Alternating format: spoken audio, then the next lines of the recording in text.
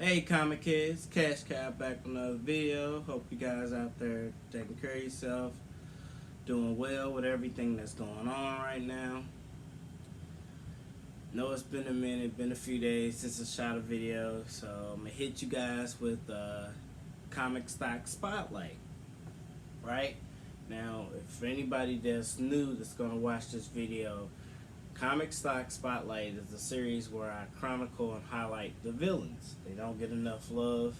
I feel like they don't get enough love. So I try to put it out there and give people, the information on why these comics are important to that villain. With that being said, today we're going to get into Whiplash. Now, any of you all that's watching this video remember Whiplash from Iron Man 2? If you remember the villain from Iron Man 2, that is Whiplash. I know that was probably like 2010. That's been ages compared to now with the up-to-date phases of the Marvel movies, right? It feel like so long ago we was watching the first Iron Man and seeing how Marvel was starting that phase off, which is crazy. They came a long way since then. Guys, I'm going to give you 3 comics. 3. How I feel about them, why they important. Maybe you should buy or hold or sell one or 2 of them. I don't know, Just have fun with this. If you like the content so far, subscribe, comment if you want to, like, share, get my video out in the algorithm, and let's keep it up.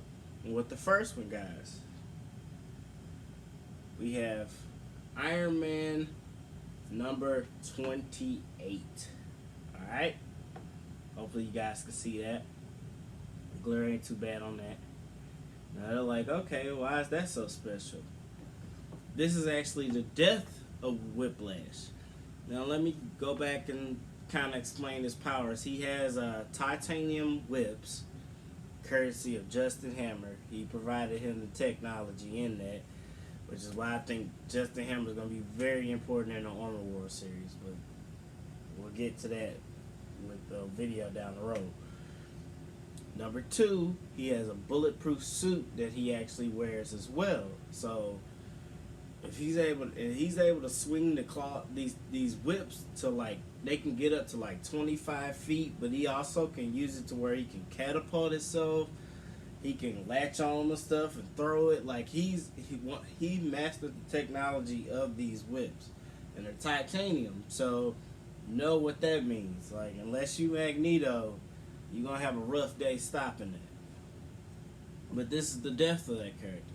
Now I know this one's probably not gonna be as popular because death comics of a character don't tend to really, unless it's like the death of Gwen Stacy or something, they don't really, or death of Green Goblin, they don't really tend to be that popular. Nobody really, they barely, the market dictates that they barely invest in death of that character comics, alright?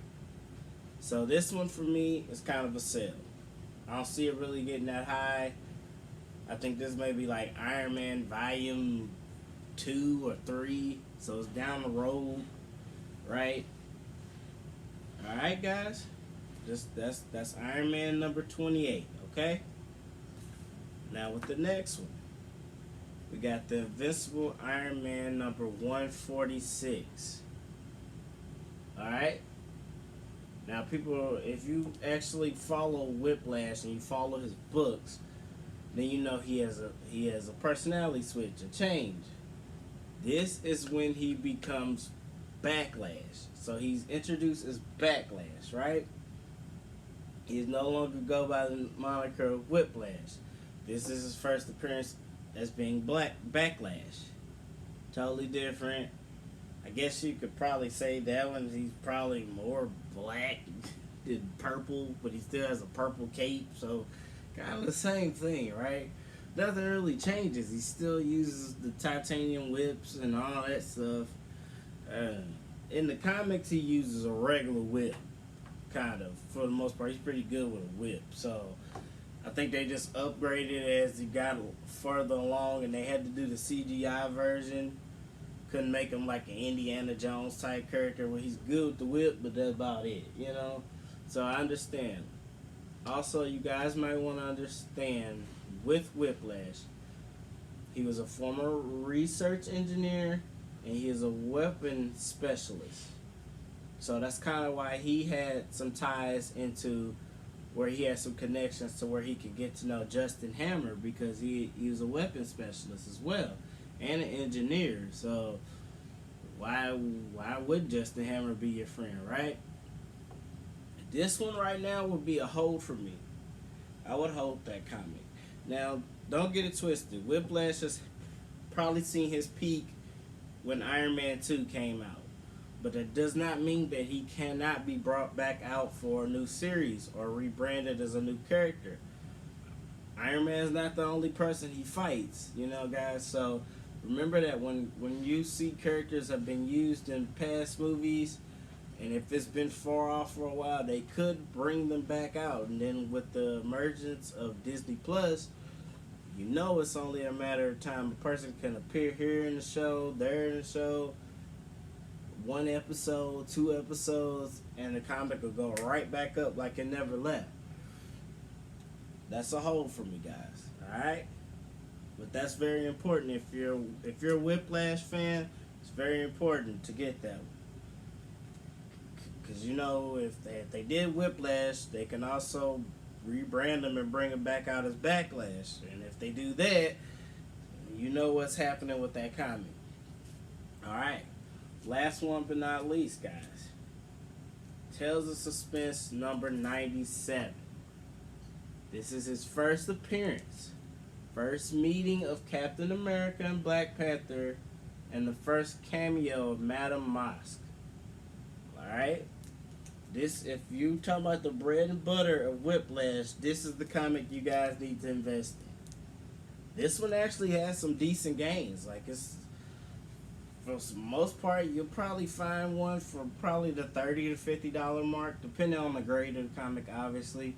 But for a comic character that's been out, over 12 years ago in the movie appeared, that's pretty good. That's some staying power that he's held on to this long.